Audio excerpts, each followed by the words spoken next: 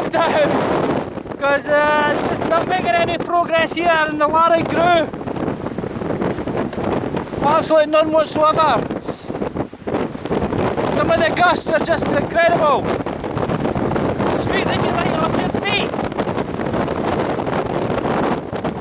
Coming from the south, so it's coming right down the Lairig Ghru.